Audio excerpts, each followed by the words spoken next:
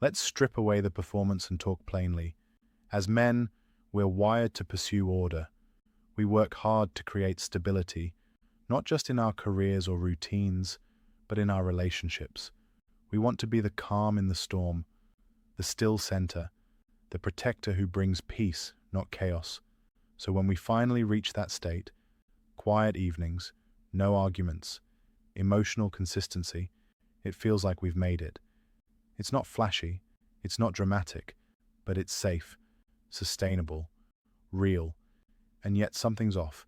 She's quieter, less engaged, less emotionally present. And you start wondering, why does it feel like the better things get, the more distant she becomes? Here's the uncomfortable but necessary truth. For some women, emotional neutrality doesn't feel like love. It feels like absence. Let's unpack why. The neurology of flatlines. When calm feels like disconnection. You think you're providing comfort. What she may be experiencing is emotional flatlining, a neurochemical state where the absence of tension starts to resemble emotional neglect. Modern neuroscience has begun to chart this clearly.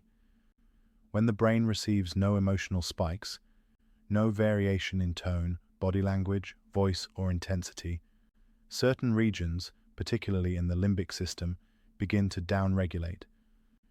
The experience is interpreted not as safety, but as low engagement. This isn't about craving conflict.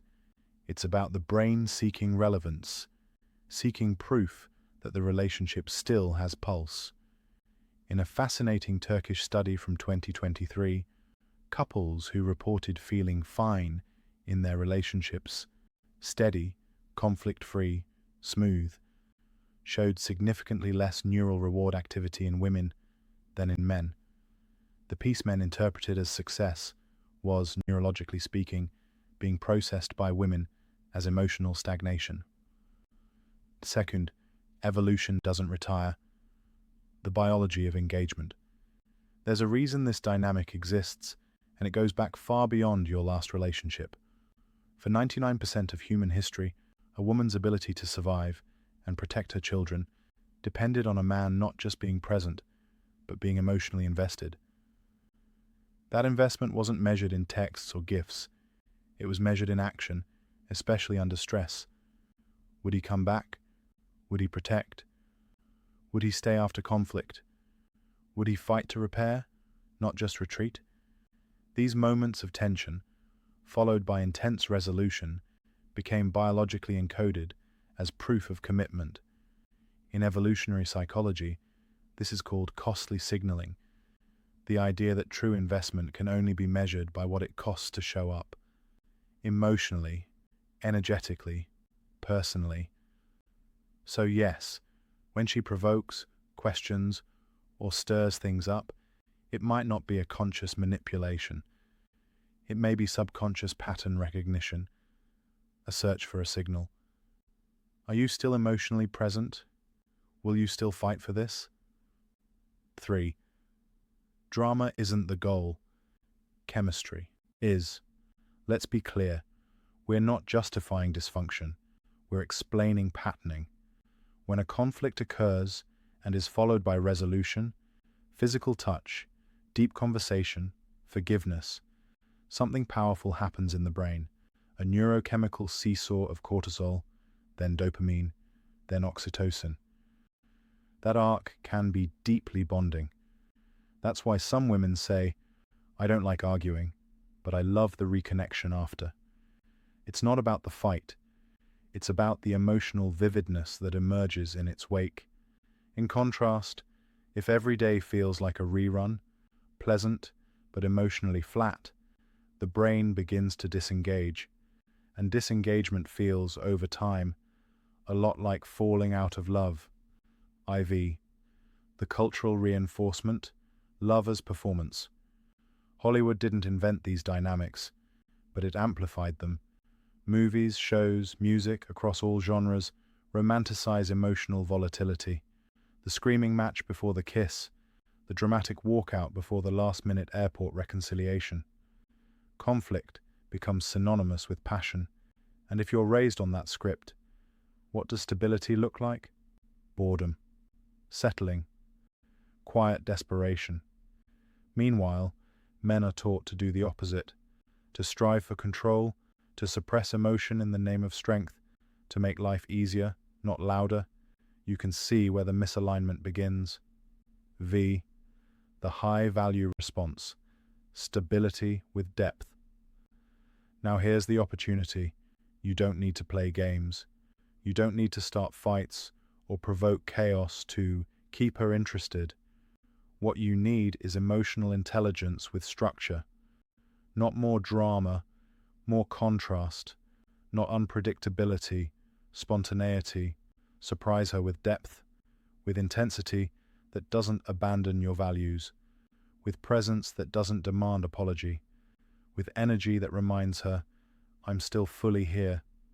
This can be as simple as challenging her assumptions with respect, not retreat, expressing your truth calmly, even when it risks tension, creating playful, shared novelty, surprise dates, a bold opinion, physical closeness that doesn't wait for the perfect moment. These are the microspikes that create rhythm, that breathe oxygen back into emotional intimacy. 6. Emotional leadership isn't loud, it's grounded. When she escalates, venting, frustrated, testing, you don't need to match the volume. You need to anchor the room. Try this instead of reacting. Pause. Breathe. Then respond with curiosity, not defense. Say, that hit something real for you. Tell me more. You're not fixing. You're holding space. You're becoming the man who can feel everything without losing center. And ironically, that's often what she was looking for all along. Not your silence, but your containment. Your ability to remain engaged without becoming reactive. 7th, draw your lines without apology. None of this works if your boundaries aren't clear. Peace is your operating system. Chaos is not your cost of entry. So you articulate your lines without guilt.